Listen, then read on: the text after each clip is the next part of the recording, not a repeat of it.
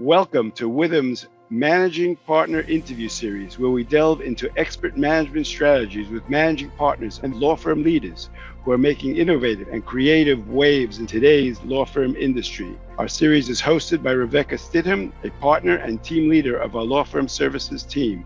Hope you enjoy. Hi, Andrew. Good morning. It's really great to have you here this morning.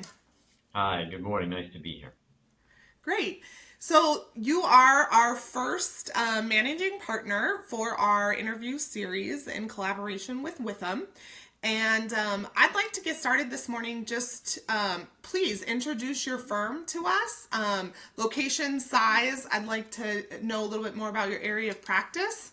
And then we can get into some of the strengths and unique attributes as well.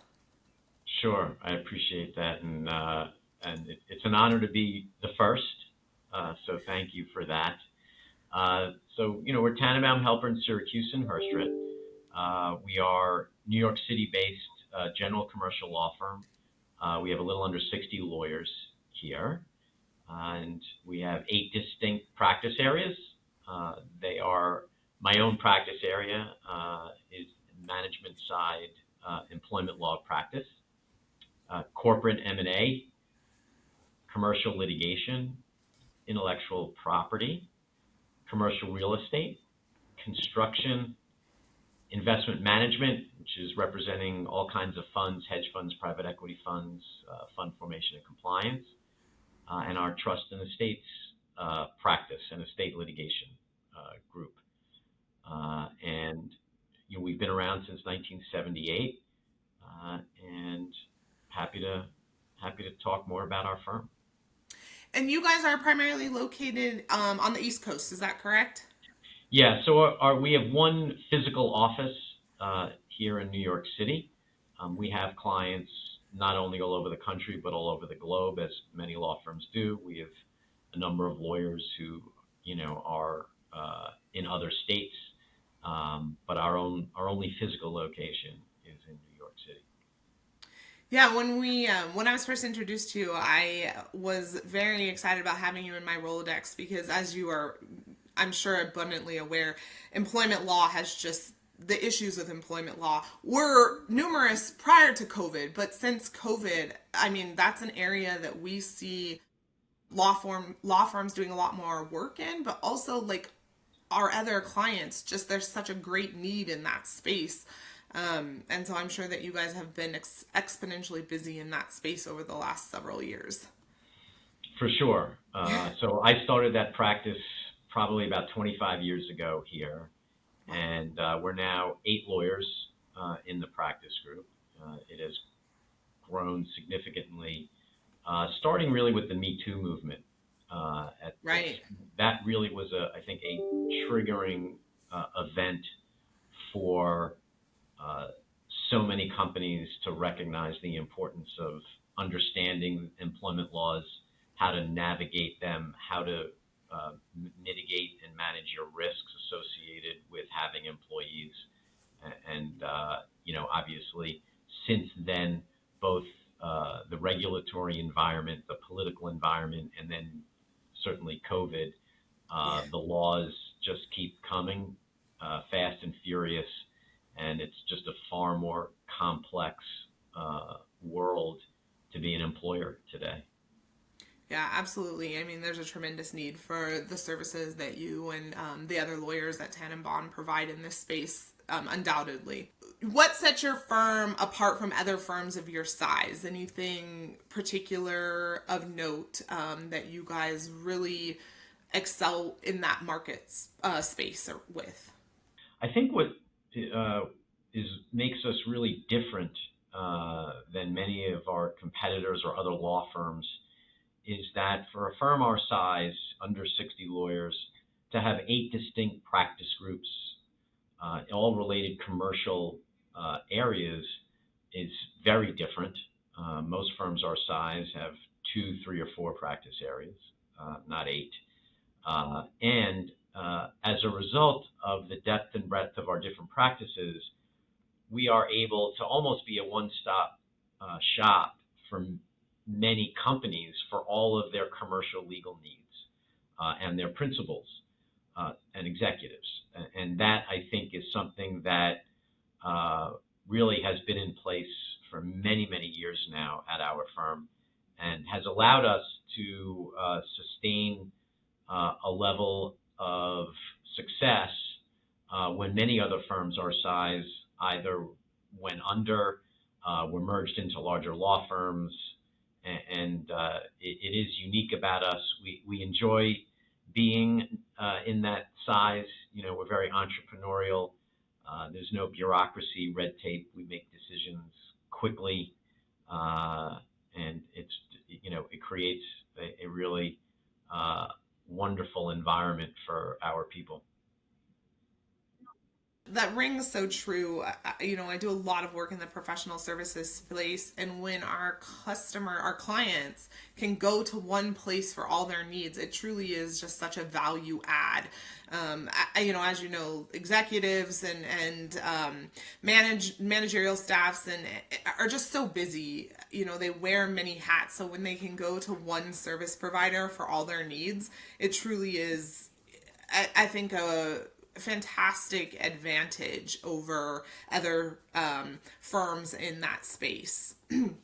Certainly. And that kind of just leads us directly into, you know, what makes for a successful managing partner, not only at Tannenbaum, but, you know, in general, a law firm of your size. What are the really key factors in your experience that has driven success? Sure. In some respects, it's a difficult question, right? For many, many, many years, the managing partner was a practicing lawyer who had usually a certain size book of business, and you know, you were almost assigned the role. That has greatly changed, I would say, over the last decade, to where managing partners have to not only run a law firm the way they've always been run, but they're far more complex today, whether it's technology and everything that a firm needs to do in terms of internal technology usage, remote work environment, clients' new technology advances, security, making sure our clients' documents are secure. You know, we're ISO certified, which most firms our size are not. We spend a lot of time, money, and resources making sure that we have an incredibly secure environment. Then on the personnel side, we have now more generations that are working at the same time than ever before in the history of our country, and each generation is a little different. People today are a little different. COVID and the remote environment made it even more complicated, and so being able to have a fully engaged, productive workforce, I think, is a critical part of a managing partner's role. And that is something that is very different than in the past. So it's just far more complicated to run a law firm. And understanding all of the different aspects and responsibilities that a managing partner has is critical. Yeah, I mean, far more difficult just to manage, as you said, the various generations. The dichotomy between the generations in the current workforce is such a complicated situation for any managing partner. Yeah, we actually make it as simple as can be. We focus almost entirely on the people, right? Our people. And so hire good people that are caring, generally in their communities. And then they also have to be highly skilled at what they do, whether it's a lawyer or a non-lawyer. They have to be really good at their job. But if the focus is on really having really good people that like to be part of a team, that understand the value in collaboration, and the value in working together, that to us is part of our success. And ultimately, what we do is what I think is different than many companies, forget about law firms, is we focus on our individual people's success far more than we worry about the overall firm's success. Our philosophy is that if every one of our people at the end of each year can look back and say, wow, what a successful year I had. If everyone can say that, then I know the firm will have a successful year. And we'll have wonderfully engaged, productive people who truly enjoy coming to work every day and being a part of Tannenbaum Helpern. Yeah, and we're skipping around a little bit. That brings me to kind of one of my later questions that I had posed to you is really, managing the firm's most important resources, which is your people. Are there key, mindsets or key strategies that you employ on a daily basis that really allow Tannenbaum to kind of give their attorneys and their professionals that baseline support that allows them to achieve their goals? Yeah, we've spent a lot of time thinking about that question over the last number of years, and we've worked with outside consultants, and we developed an overall firm growth strategy. We developed it over many months with feedback from our people and what they were looking for in working at a law firm. What was important to them. That was all incorporated into the plan. And then making sure the plan is specific, in writing, and repeatedly communicated to everyone so everyone knows what we're doing, why we're doing it, how we're doing it, how to measure success. Those are all critical questions that we answer on a regular basis. And ultimately, it's having all of the right people in the right seats doing their part, right? Because you really, the question was on a day-to-day basis. And day-to-day, I'm not running around making 10,000 decisions in all aspects of the law firm. I don't even know that that's physically possible. Probably not. But, we have an excellent team of chiefs, as I call them. Right, we have four. We have our chief financial officer, chief admin officer, chief information officer, and chief marketing and business development officer. And I meet monthly with them and speak to them regularly, and they all have their four verticals, and making sure that they know what their job is, how are they responsible to the firm and our people to support and make our lawyers' jobs as easy as possible, right? We want our professionals to be focused on lawyering, developing great client relationships, and getting out there to bring in new client relationships, as opposed to doing admin tasks, worrying about technology, worrying about their health insurance, and the many other issues that we all have to deal with on a day-to-day basis. So it's really having the right leaders, and then also having the right leaders in your practice groups. So, we have 8 practice groups, so making sure all of our practice group leaders are great leaders of people and really understand how to support their people and help them with their own individual success.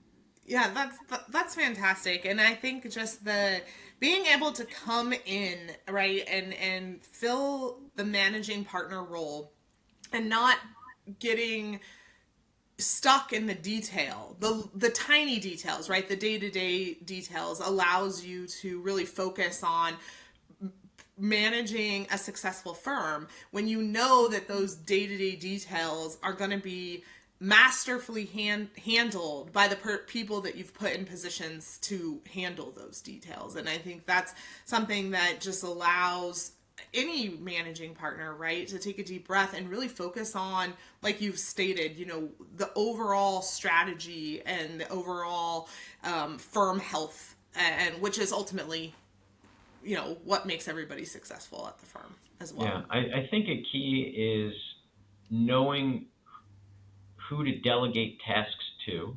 Certainly. And as a result, empowering people to do what they do best, knowing that you're not going to micromanage every little decision that they make, that you have trust in them to be successful. And I think that has just been a critical part of my philosophy. And I will say that the overwhelming majority of the time, when you give someone an opportunity to grow and do more, promote them into a role, maybe even a little before you think they're ready, people have a tendency to really do well in those situations, and excel and positively, surprise us. And we've had some great experiences with that, and I think that's been really important for us. I do. I love that philosophy so much. Just the idea that simply empowering somebody is going to help them succeed is truly something that, a leader has to see the importance of, really. Empowering others around them to jointly drive the firm's success is an important aspect. Agreed. Yeah, that's great. And I have one final question, and this kind of brings us back, to like some of the current events that you are managing through on a day-to-day basis, right? It's 2024. We have navigated this COVID business landscape of 2020 through 2022 that really nobody saw coming.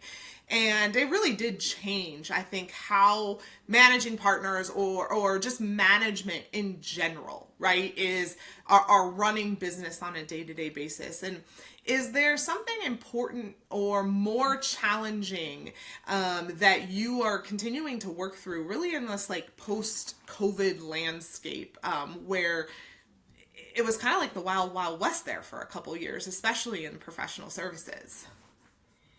Yeah, I think as an industry, generally speaking, we're trying to just get back to business as usual. Yeah. In many respects, I remind people there were flexible work schedules and work from home policies before COVID. COVID didn't invent this. It accelerated it, right? There was a lot more of it. Sure. But I think overall you see, and there's even some large law firms now that have announced going back to 4 days a week in the office. Yeah. And so I think as an industry, we need to get back to focusing on amazing client service. In order to do that, there is a certain amount that needs to be in person, certainly not all the time. And there certainly is an absolute place for flexibility in the workplace, and that we really lived and learned through COVID, and what we can do remotely, and not necessarily at home, but on vacation or taking some time to go somewhere else with your family outside of your home and work from there for a while. I mean, all these things are now we're capable of. But ultimately, if as a law firm, as a professional service firm, if the focus remains on the client and what the client's needs are, that really, to me, is where you'll find the place you need to be internally. Because ultimately, without clients, we don't have a business. Right. It definitely comes down to balancing the needs and the flexibility for employees with the success of the firm, always keeping client retention and client satisfaction at the forefront in any professional service industry. law firm or otherwise. And finding that balance is really, in my opinion, between the flexibility for your employees and the needs of the firm is really what is going to propel professional services into the future. And if you can do that well, and if you can find that balance successfully, then you have a higher chance of running a successful practice. Sounds good to me. Yeah. Well, I want to thank you again so much for being our initial participant in the Managing Partner interview series. I think your insights, were insightful and really interesting to hear. I enjoyed interviewing you, and I would like to just, do you have any final comments or anything that you would like folks? No, I just want to thank you, Rebecca and Witham, for the opportunity to talk about our firm. Something I do enjoy talking about and telling people who we are and what we do and how we do it. That's always appreciated. You have a great firm. I know it well, and some great people there, and appreciate the relationship. Outstanding. Thank you so much again for joining us. We really appreciate it, and I hope you have a great rest of your week. You too. Take care.